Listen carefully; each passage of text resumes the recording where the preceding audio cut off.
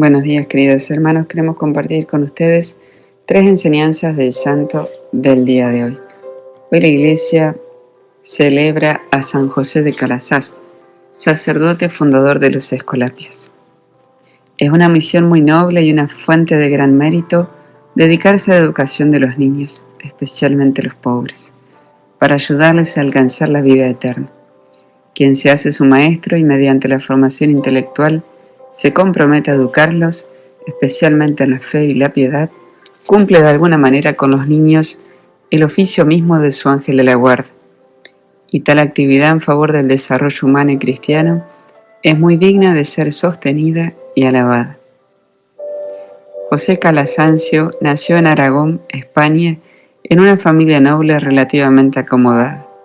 Su padre era un distinguido herrero y artesano.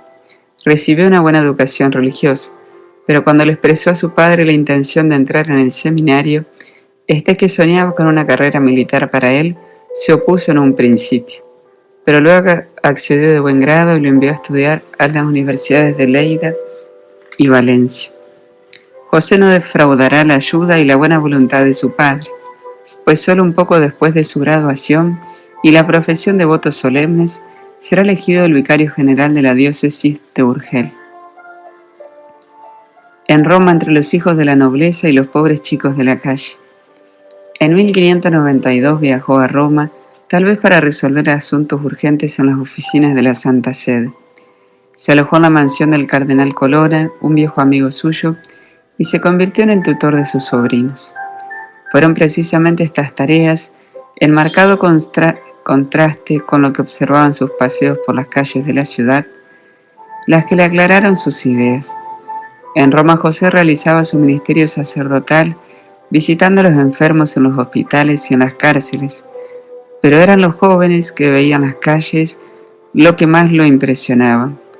Jóvenes, a menudo niños, tan desprovistos de todo, abandonados a sí mismos, a la ignorancia y al vicio, que pronto se habrían convertido en delincuentes. En su reflexión sobre los contrastes entre la refinada educación de los ricos y el abandono de los pobres, juzgó que en la ciudad del Papa tales injustos extremos eran inadmisibles y que él tenía que hacer algo para mejorar tal anomalía. En un instante José se sintió como iluminado, pues comprendió cuál era su camino: rescatar a los jóvenes pobres de la degradación a la que parecían condenados, salvarlos a través de una educación completa y permanente, que no se limitara al frío catecismo dominical, normalmente explicado por sacerdotes. Finalmente se sintió lleno de paz y de seguridad para emprender lo que el Señor esperaba de él. Las escuelas pías, que ningún niño se quede sin estudiar. En Roma no encontró lo que esperaba. No perdió la esperanza y siguió pensando en hacer algo por la iglesia y la gente necesitada. El padre siempre había sido piadoso, dado a la oración, y sus circunstancias le obligaron a que ponga aún más su confianza en Dios y la Virgen Santísima. Cuando comenzó a recorrer las calles y barrios de la ciudad, vio, como dijimos, muchos niños abandonados a su suerte. Esta experiencia fue el germen de la creación de las escuelas pías, abiertas a todas, a todos, gratuitas, concebidas a la luz del Evangelio. Lo que el padre Calasanz fundó por esos días serían las primeras escuelas públicas de matriz cristiana en Europa. Una vez que el padre tuvo maduras sus ideas, comenzó a buscar apoyo y financiamiento para su proyecto de escolarización. Lamentablemente nadie pudo ayudarlo, por eso en 1597 pidió utilizar la sacristía de la parroquia de Santa Dorotea en Roma, ubicada en una zona pobre de la ciudad, y allí él empezó a dar clases personalmente. Con el correr de los meses, las escuelas pías fueron aumentando y con ello también creció el número de estudiantes. Afortunadamente también creció el número de colaboradores, a quienes se les empezó a llamar escolapios. Sería con ese grupo inicial de colaboradores con el que San José formaría la orden de los clérigos regulares de las escuelas pías, consagradas exclusivamente a la educación.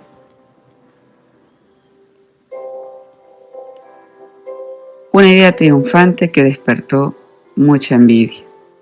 En 1617 José sintió que debía crear una especie de seguro de vida para la futura permanencia de las escuelas, y después de haber conseguido la aprobación del Papa, fundó la Congregación Paulina de los Pobres de la Madre de Dios de las Escuelas Pías, los futuros padres escolapios. Fue así que en 1622, con Gregorio XV, la congregación se transformó en una orden regular, y el mismo José, en retiro en Narni, escribía sus constituciones. Desafortunadamente las insidias acechaban su obra, pues ya desde aquella época la educación y la cultura eran un derecho reconocido exclusivamente a las clases más ricas.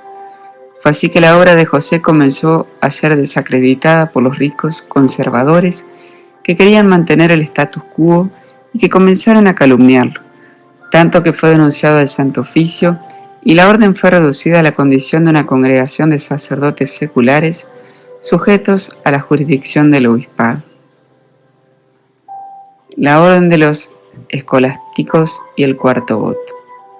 Muy fatigado en su cuerpo y en su espíritu, José regresó a la casa del Padre en 1648, sin haber visto la reconstitución de la congregación, que fue reconocida de nuevo como una orden religiosa según las reglas de su fundador, solo en 1699.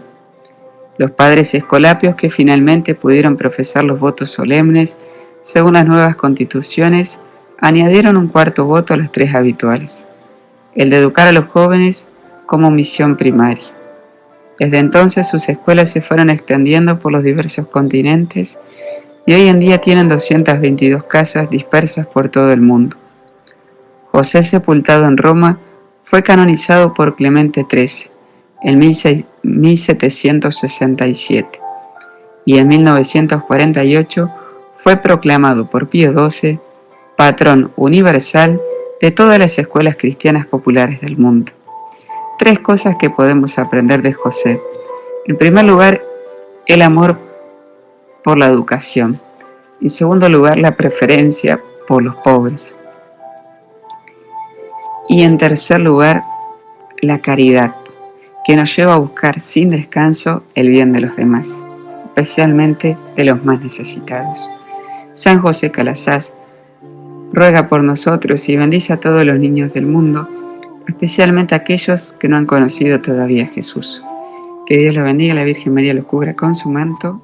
Amén.